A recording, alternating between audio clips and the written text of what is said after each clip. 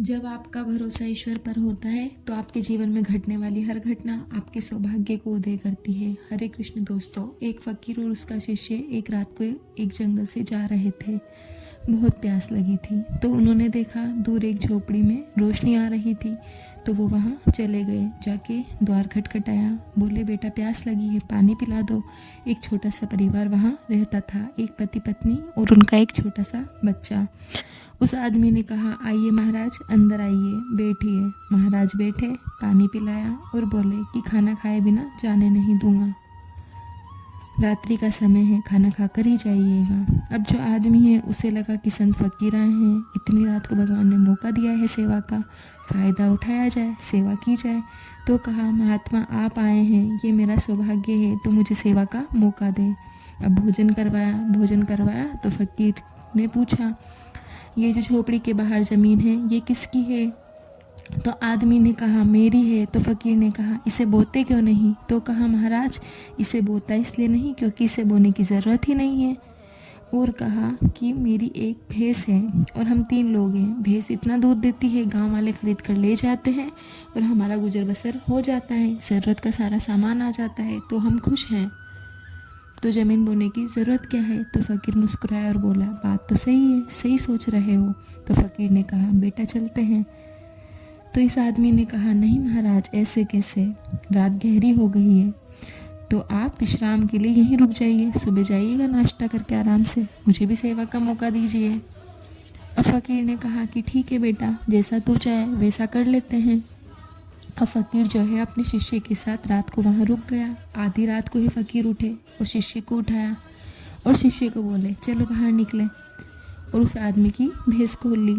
जब भैंस खोली, शिष्य ने बोला महाराज ये क्या कर रहे हो? तो फ़कीर ने कहा अरे उसने बताया ना, ये भैंस जो है बहुत दूध देती है, तो अपने आश्रम में ज़रूरत है भैंस की, जब दूध आएगा तो खीर बनेगी और बाकी सब शिष्य भी खुश हो जाएंगे, बहुत दूध देती है ये, सब दूध पियेंगे। तो फ़कीर से शिष्य ने कहा महाराज आप ये बहुत गलत कर रहे हैं, देखो ना इस आदमी ने कितनी सेवा की है हमारी, हम तो पानी पीने आए थे, इसने तो हमें भोजन करवाया, रात्रि को विश्राम के लिए जगह दी, सुबह नाश्ते के लिए भी कहा, जो इतने प्रेम से सेवा कर रहा है उसके साथ ये मत करो। फ़कीर बोला अरे ज़रूरत हमारे आश्रम में ज़्यादा है, ले चलो इसे, वहीं चलेंगे, वहाँ इसकी ज़्यादा ज़रूरत है। अब शिष्य तो शिष्य है इसलिए ज़्यादा बोल नहीं पाया फ़कीर के सामने। अब शिष्य को ये महसूस होता जा रहा था कि ये गलत हो रहा है, लेकिन करे क्या। अब बरसों बीत गए इस बात को। फ़कीर जो थे बैकुंठ धाम चले गए। जो शिष्य है उसे लगा कि ज़िंदगी में एक ही पाप किया है, भैंस चुराई थी किसी की रात को, चलो उस आदमी के पास चलते हैं और माफ़ी मांग लेते हैं। ईश्वर का बंदा था फ़कीर का शिष्य, चला गया वहाँ, जाके देखा तो वहाँ खेत खलियान हो गए, झोपड़ी की जगह घर बन गया, वहाँ तो सब कुछ ही बदल गया। तो शिष्य को लगा उस आदमी की भैंस ही सब कुछ थी, वो हमने चुरा ली थी, बुरे दिन आए होंगे, बेचारा चला गया यहाँ से। परेशान हुआ ये सोचकर कि एक गलती हमसे हुई, गुरुजी ने जो गलती की, पाप का भागी तो मैं भी हूँ, पाप तो मुझे भी लगेगा। ये सोचकर वो जा ही रहा था तो एक आदमी ने रोका, अरे महाराज रुकिए, कहाँ जा रहे हैं? तो इसने कहा हाँ बेटा। तो उस आदमी ने कहा पहचाना आपने, एक दिन आप आए थे मेरी झोपड़ी में, पानी पीने, भोजन करने, विश्राम किया था आपने। तो फ़कीर के शिष्य ने कहा हाँ तुम वही हो?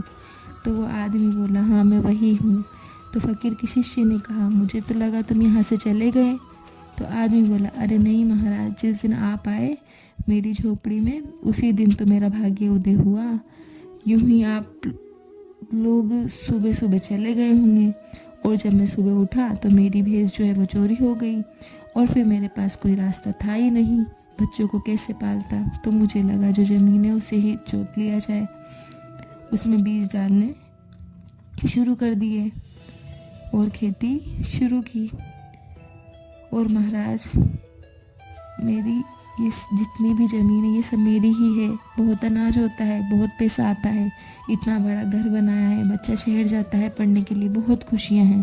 तो जीवन उस रात से बदल गया जिस दिन आप मेरी झोपड़ी में आए थे। फ़कीर का शिष्य मुस्कुराया और सारी बात समझ गया।